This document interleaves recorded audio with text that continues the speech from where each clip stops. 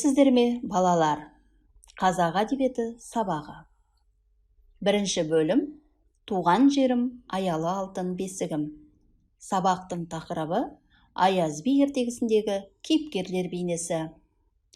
Сабақтың мақсаты әдеби туындыдағы кейіпкердің типтерін тек тұрғысынан сипаттау. Құрметті оқушылар, Аяз би ертегісіндегі кейіпкерлер бейнесімен танысамыз. Оқушылар, ертегіде кездесетін кейіпкерлерді төменгі кестеден дұрысын белгілеңіз. Шындық жалған әдісі бойынша кейіпкерлерді белгілейміз. Жақсы балалар, ендеше жауапты бірге тексеріп көрейік. Кім деп ойлайсыздар?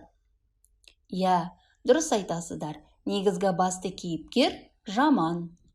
Ертегідегі Жаман қазақ ауыз әдебиетіндегі ел басшысының үлгілі бейнесі. Ол қарапайым, парасатты, адал, шыншыл, көреген, тапқыр, кішіпейіл, көпшіл, қайырымды, қанағатшыл. Бұл қарапайым халық бұқарасының елді осындай адам басқарса деген арманынан туған бейне. Аяз би туралы айтылатын ертегі аңыздардың бәрінде дерлік Жаман қойшының Мадан хан сынынан өтуі, үйленуі, ханның күншіл, ақылсыз қырық уәзірін өлімнен құтқаруы, оның даналығын, достыққа адал, сетке беріктігін, әділдігін мойындаған хан өз тағын беруі сөз болады. Жаман хан болғаннан кейін де жыртық тонымен жаман тымағын хан сарайының босағасына ілдіріп қояды. Кейде хандық тақтың буымен көңілім асып тасып бара жатқандай болсам, соған көзім түседі де тез тәубеме келемін дейді екен. Сөйтіп ол жыртық тоны мен жаман тымағын көрген сайын тәубасынан жаңылмай өзіне өзі Аяз би әліңді біл, құмырсқа жолыңды біл деп отыратын болған. Қысқасы, Мадан мойындап, халық қалап, хан етіп көтерген Аяз би кім болды екен? Сен білесің бе айдарындағы мына мәтінге назар аударайық. Аяз би аңыз ертегі кейіпкері ғана емес, тарихта нақты болған адам деген пікірді ең алдымен фольклор танушы ғалым Балтабай Адамбаевтың Алтын сандық атты кітабынан табамыз. Назар аударайық. Аяз би тарихи адам. Ол 40 жылдай Хиуа ханының қойын жайып, сауатты, білімді кісі болған. Хиуа хандығының шежіресін жазып жүргенін біліп, хан өзіне уәзір етіп алған. Кейін Аяз би Хиуаға хан болған. Тарихи аңыздарға қарағанда Аяз би Арал теңізі жағасында өмір сүрген. Оның тарихи адам екендігін Арал теңізінен 200 шақырымдай жерде табылған Аяз қаласының орны дәлелдейді. Аңызда Мадан хан Аяз биді барса келмес деген жерге жұмсайды.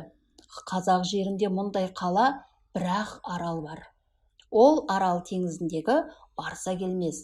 Ал Амудария жағасынан орны табылған Аяз қала Арал теңізінің 200 шақырым жерінде жатыр. Аяз би 11-12 ғасырларда Амудария мен Сырдария бойында өмір сүрген, ел басқарған және қазақтың даналық шешендік өнерін дамытуға үлес қосқан тарихи адам. Бірінші тапсырма. Кейіпкерлерге төмендегі кесте бойынша мінездеме беріп, оған ертегіден дәлелдер келтіріңіз.